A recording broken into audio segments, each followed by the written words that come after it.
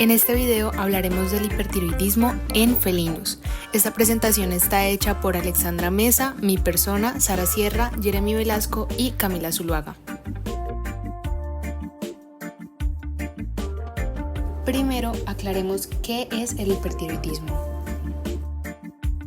El hipertiroidismo es una afección en la cual se ve involucrada la glándula tiroides y esta se presenta cuando hay una producción excesiva de hormonas tiroideas. Estas hormonas son muy importantes ya que nos ayudan a controlar diversos procesos metabólicos del cuerpo por medio de acciones como la frecuencia cardíaca, frecuencia respiratoria, la captación de energía, el crecimiento, entre otros. En líneas generales, lo que hace el hipertiroidismo es inducir al cuerpo a procesos metabólicos más acelerados y por consecuencia de esto en los pacientes se va a presentar problemas como la pérdida de peso, problemas en la ganancia de peso, en los más neonatos problemas en el crecimiento, puede ocasionar problemas cardíacos, problemas digestivos, entre muchas otras afecciones.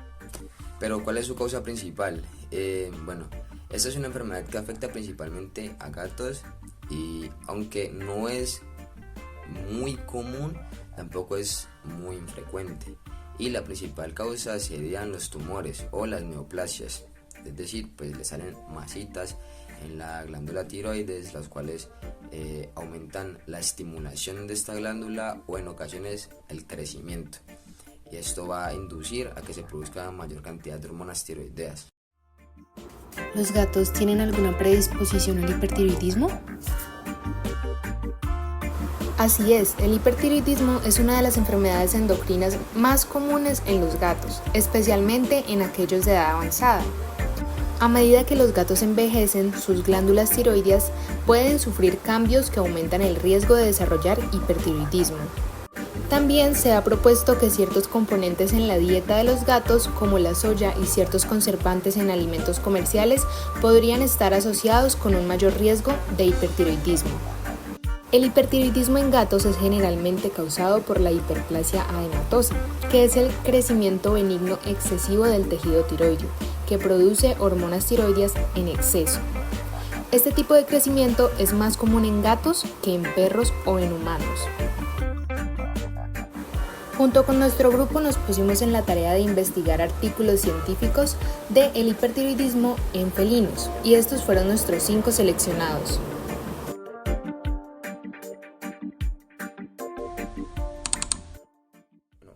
El artículo sobre el cual les voy a hablar el día de hoy trata sobre un estudio que se realizó en el área metropolitana de Dublín, en Irlanda, el cual tenía como principal objetivo la identificación de gatos con hipertiroidismo y la prevalencia de la enfermedad dentro de la ciudad.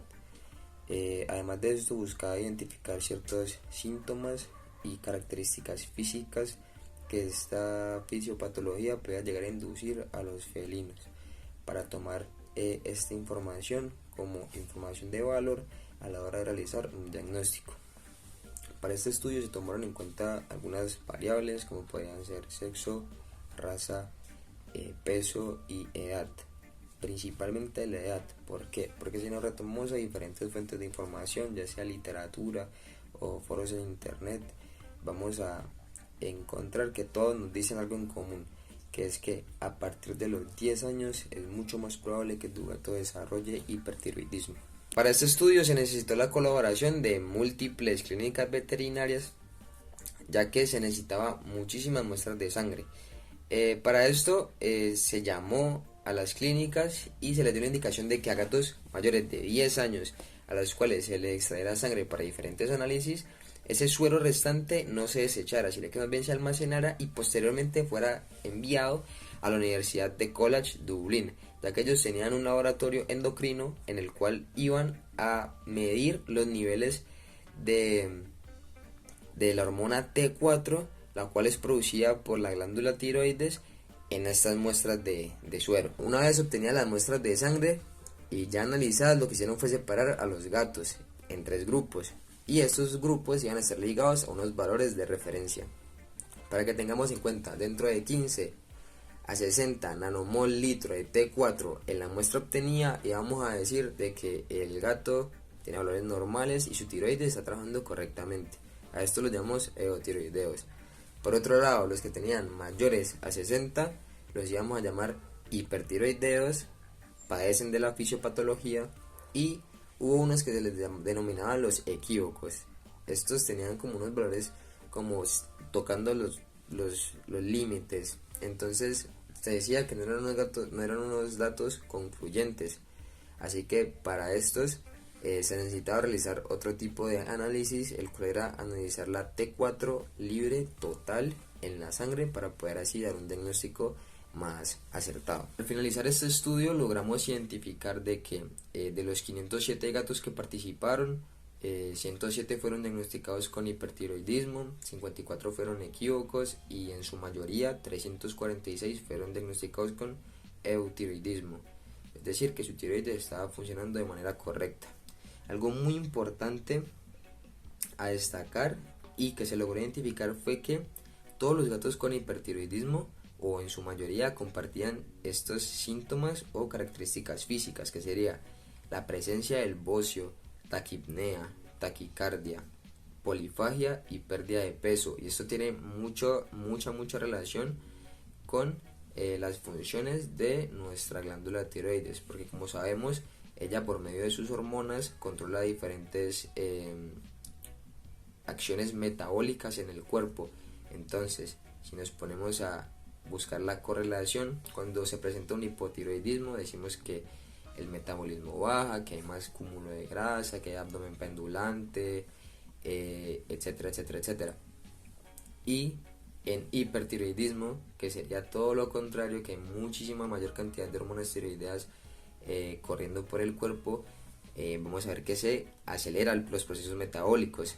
De ahí podemos buscar la relación con la taquipnea, la taquicardia, la pérdida de peso, y la presencia del bocio sería como la hinchazón de la glándula tiroides. Entonces tiene mucha relación con la fisiopatología. En este estudio se logró concluir de que primero, en Dublín el hipertiroidismo en gatos es bastante común, que la única variable determinante es la edad, que serían gatos mayores a 10 años, y los síntomas característicos del hipertiroidismo serían los anteriormente mencionados, principalmente la taquipnea, taquicardia y el bocio. Este estudio comparó las concentraciones de yoduro urinario en gatos sanos y en gatos con hipertiroidismo no tratado. El hipertiroidismo en gatos se parece al bocio nodular tóxico en humanos, que puede estar relacionado con una deficiencia moderada de yodo a lo largo de la vida.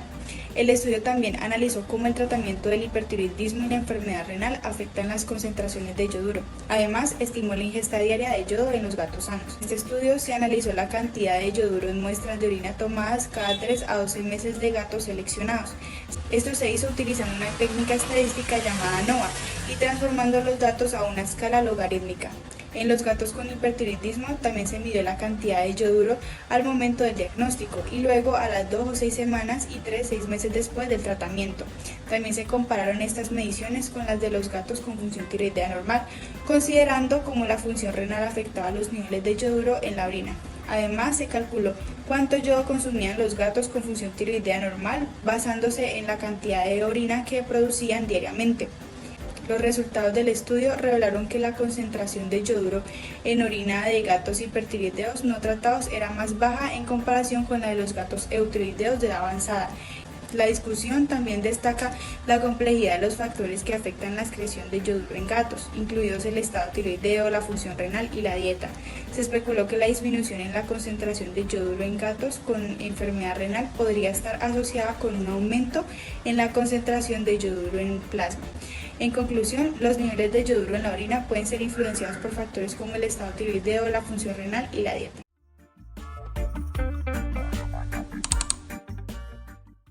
Este artículo nos habla básicamente sobre la fisiopatología del hipertiroidismo en felinos. El método de estudio fue un gato geriátrico diagnosticado con hipertiroidismo, y en la introducción nos empiezan contando cómo gracias a Patterson y a Holzworth en 1980, quienes publicaron un artículo clínico reconociendo la existencia de la enfermedad del hipertiroidismo en el campo de la veterinaria. Desde entonces, los diagnósticos por esta enfermedad se han incrementado. En la introducción también encontramos los síntomas clínicos con el porcentaje de incidencia que hay en la población felina. También encontramos determinaciones hormonales y pruebas complementarias y diagnósticos. En esta tabla nos cuentan sobre el porcentaje de incidencia de cada síntoma y también nos explican sobre la fisiopatogenia de cada una. Primero habla sobre la pérdida de peso y la polifagia, que se presenta en el 95% de los pacientes. Y esto se debe al gasto energético y también gracias a la aceleración del metabolismo que sufren estos pacientes. Esta pérdida va de la mano con la polifagia, que es un hambre insaciable. Durante la exploración del animal de nuestro paciente podemos llegar a creer que está deshidratado, pero no es así. Lo que ocurre es que al perder tanto peso, también pierden grasa y pierde elasticidad su piel. Otro síntoma es la caída del pelo, que se da en el 46% de los felinos. Esto se da por la síntesis proteica, pues un gato hipertiroideo acelera el metabolismo basal, que es básicamente la cantidad mínima de energía que necesita el cuerpo para sobrevivir. Y al llegar tan rápido a esta, se empieza a degradar las proteínas y el requerimiento de nutrientes se van dirigiendo hacia otras áreas del cuerpo. Entonces los nutrientes que iban a ir hacia el pelo ya no van a ir a él. Entonces tenemos como resultado un pelaje pobre y de baja calidad. También la vasodilatación y la generación de calor estresan los folículos pilosos, lo que interfiere en el ciclo de reposo y crecimiento del pelo, dejando más propenso el pelo para la caída. También nos hablan sobre la polidipsia y la poliuria, siendo una reacción normal por el flujo sanguíneo renal excesivo, provocando más micción, y el animal, para compensar esa pérdida de líquidos, empieza a tomar más agua. La diarrea es provocada por la aceleración del metabolismo y el peristaltismo, dando como resultado heces blandas, ya que al haber más metabolismo mucho más acelerado, los nutrientes no son bien absorbidos, como el agua, y por eso como resultado tendríamos heces blandas y malolientes. Otro síntoma sería el vómito, y no es solamente por la polifagia, que es la ingesta excesiva de alimentos, sino también porque las hormonas tiroideas tienen un efecto directo en el control del vómito en el cerebro. El nerviosismo se caracteriza por la inquietud del gato y la necesidad de cambiar de lugar todo el tiempo. Entonces el gato está acostado aquí y no demora nada en pasarse para acá. Esto se debe al efecto que tiene la hormona tiroidea en el sistema nervioso, causando una hiperquinesia, que es ese movimiento constante. La debilidad y la letargia se presentan en el 5% de los pacientes y una de las razones más normales es la fosforilización de la creatina, pues un paciente hipertiroideo tiene una escasa fosforilización, o sea que no tiene esa energía reservada en el músculo estriado. Otro síntoma es la intolerancia al calor, se da por el aumento del metabolismo, y otro sería el jadeo o la disnea, que se da por el incremento de la producción de CO2 y el no poder expulsarlos hace que el animal empiece a jadear. En la introducción también encontramos información sobre las pruebas complementarias para un diagnóstico. Este podría ser el recuento del leucocito, y en este se encuentra un leucograma de estrés con leucocitos, neutrofilia y eosinopenia. En el 75% de los gatos se podrá encontrar un incremento en el ALT, que es la alanina aminotransferasa. Y esta es una enzima hepática que cuando se presenta en sangre es por algún daño hepático. En este caso sería por la demanda energética por la aceleración del metabolismo. También se encuentra incrementada el SAP, la fosfatasa alcalina. Esta es una enzima que se encuentra en los riñones, en el hígado y en los huesos. Cuando está en sangre se debe al aumento de la resorción, o sea que hay una desmineralización mucho más rápida de los huesos o hay algún daño hepático. El 40% presenta azotemia, que se refiere a la elevación de productos nitrogenados, como la urea y la creatina. Esto es un indicador de que los riñones no están logrando eliminar estos productos. Como método de estudio en este artículo se enfocaron en un gato macho de edad geriátrica, tenía 18 años, de raza común europea, y el estudio inició en 1996, en marzo, donde el gato presentaba una pérdida progresiva de peso, de pelo, tenía polifagia, y al hacerle algunos exámenes se logró identificar un incremento en la fosfatasa alcalina y el ALT. El gato, los tutores del gato, dijeron que comía cada 2 horas, que estaba un poco inquieto, entonces ya se sospechaba un poco. Después, para el próximo control, en octubre, el gato ya estaba en estado caquéxico, pesaba tan solo 3 kilogramos y se podía palpar la masa tiroidea. Sin embargo, en este mismo artículo nos cuentan cómo en un 90% de los casos de los felinos se puede llegar a palpar la glándula tiroidea sin tener algún problema. Entonces es muy importante acompañar de buenos diagnósticos de sangre para poder identificar si es un problema de hipertiroidismo o no. Desde el control de octubre deciden hacer un estudio durante 92 días, donde para el día 0 el gato presentaba, como podemos ver en la tabla, el gato presentaba anemia, ALT incrementada, SAP incrementada, y además de esto logran dar el diagnóstico de hipertiroidismo gracias a los valores de T4 basal y T4 libre. También realizan algunos estudios, algunos diagnósticos bioquímicos, como fue el secuestro físico-químico de proteínas y la cuantificación a partir de fluorescencia polarizada. Estas técnicas las hicieron en la ciudad de Barcelona, en un laboratorio con el que trabajaron para realizar el artículo. Y desde entonces comenzaron con un tratamiento con carbimazol. Para el día 15 los valores de T4 basal y T4 libre ya habían disminuido un poco. Para el día 22 el gato ya había subido de peso, pesaba 4 kilos y se le notaba más tranquilo, aunque la polifagia seguía. Para el día 36 se presentaba una leve leucocitosis y aumentaron la dosis del tratamiento. Y finalmente para el día 91 los niveles de T4 basal son normales, pero se mantiene el tratamiento.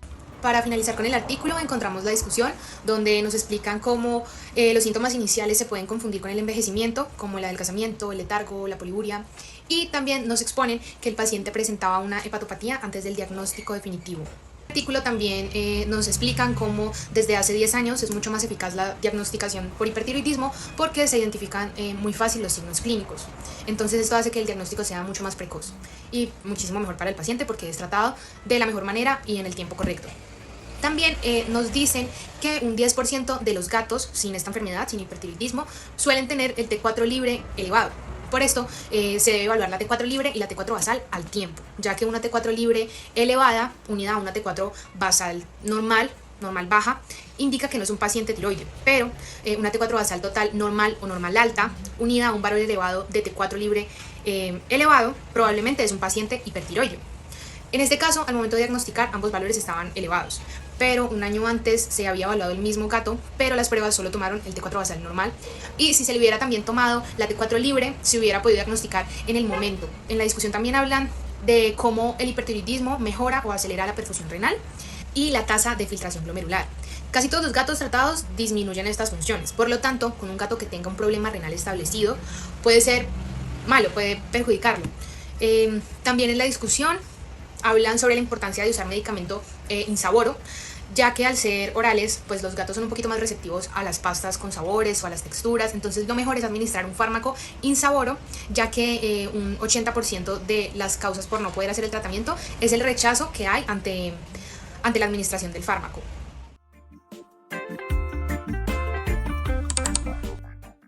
El estudio fue sobre la presión arterial en gatos hipertiroideos antes y después del tratamiento con yodo reactivo. Los gatos hipertiroideos comúnmente tienen hipertensión sistémica con una prevalencia reportada del 7 al 48%, aunque se espera que la hipertensión se resolviera una vez el tratamiento restablece el eutiroidismo, es decir, la buena función de la tiroides. Este puede persistir o desarrollarse por primera vez después del tratamiento. El objetivo de este estudio fue determinar la proporción de gatos hipertiroideos con hipertensión, su persistencia o el primer desarrollo de hipertensión después de un tratamiento exitoso con yodo reactivo y la correlación del posttratamiento de hipertensión con azotemia o hipotiroidismo. En este estudio se incluyeron 401 gatos hipertiroideos no azotémicos y en los métodos utilizaron estudios prospectivos, transversales y de antes y después, en donde a los gatos se les midió la presión arterial sistémica mediante el Doppler y a 255 se les volvió a controlar la presión arterial sistémica 6 meses después del tratamiento exitoso con yodo reactivo.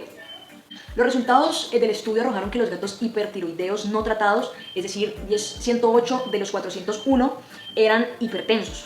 Una mayor proporción de gatos hipertensos estaba nervioso y excitado en comparación de los normotensos, es decir, un 47 contra un 12%. De los gatos inicialmente hipertensos, que fueron 87 de 108 gatos, fueron reexaminados después del tratamiento con yodo reactivo. 43 de 87 gatos lograron normalizar la presión sistémica, mientras que 44 de 87 seguían siendo hipertensos. De los gatos inicialmente normotensos, que fueron 16 de 168, desarrolló hipertensión por primera vez después del tratamiento exitoso con yodo reactivo. 7 de 60 de los gatos hipertensos tratados con yodo reactivo tenían azotemia y 9 de 60 tenían hipotiroidismo. Una mayor proporción de gatos se permanecían hipertensos, tenían un comportamiento nervioso y excitado que los gatos normotensos, es decir, un 50 contra un 17%. Las conclusiones del estudio fueron, primero, que la hipertensión, cuando está presente, se resuelve en muchos gatos hipertiroideos después de un tratamiento exitoso. Segundo, que los gatos hipertiroideos con poca frecuencia desarrollan nueva hipertensión después del tratamiento. Tercero, que la hipertensión persiste o recién detectada no estuvo relacionada con la azotemia o el hipotiroidismo iatrogénico. Cuarto, que el nerviosismo y la ansiedad percibido con mayor frecuencia en gatos hipertensos tratados con yodo reactivo sugiere que muchos de estos gatos podrían tener hipertensión situacional, es decir, estrés del ambiente, como la inducida por hipertiroidismo. Y por último, que la hipertensión debe resolverse después del tratamiento. El artículo sobre el que voy a hablar se titula Función plaquetaria en gatos con hipertiroidismo. Este tiene como objetivo investigar cómo esta enfermedad afecta la función plaquetaria en los gatos.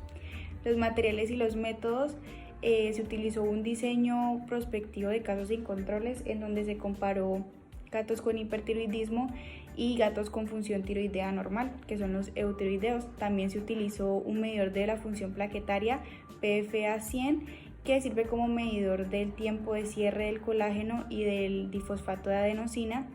La selección de sujetos se dividió en dos grupos: el grupo de control, que son gatos mayores de 8 años que fueron presentados para atención preventiva y fueron determinados como saludables después de evaluaciones físicas y pruebas de laboratorio, y el grupo de los hipertiroideos, que son gatos con evidentes signos clínicos de hipertiroidismo y niveles de T4 sérica elevadas. A este grupo se le tomó la presión arterial sistólica y se descartaron gatos que tuvieran enfermedades concurrentes o otras anomalías clínicas. Ninguno de estos gatos fue medicado antes del estudio. Luego sigue el procedimiento, que como primer paso fue la recolección de muestras a través de la toma de sangre por venopunción. Luego se realizaron pruebas como el hemograma completo, bioquímicas séricas y niveles de T4 séricas. También se llevó a cabo la evaluación de la función plaquetaria, que fue por medio de la PFA 100 y con cartucho de C-ADP, que es el de adenosina difosfato. Y luego se realizó el análisis de los datos.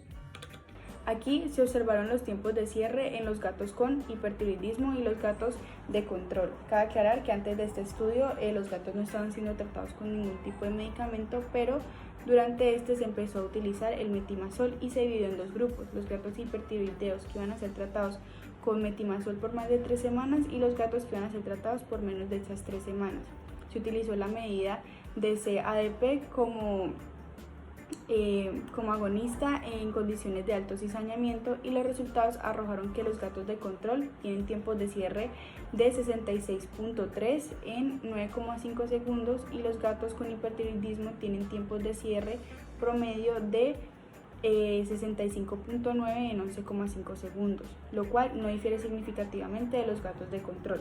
Y los gatos que fueron tratados con metimazol por más de 3 semanas arrojaron datos de 68.5 en 14,5 segundos, y los gatos que fueron tratados por menos de 4 semanas arrojaron resultados de 64,3 por un tiempo de 8,9 segundos, lo cual nuevamente no difiere significativamente de los gatos que fueron tratados por más de estas 3 semanas.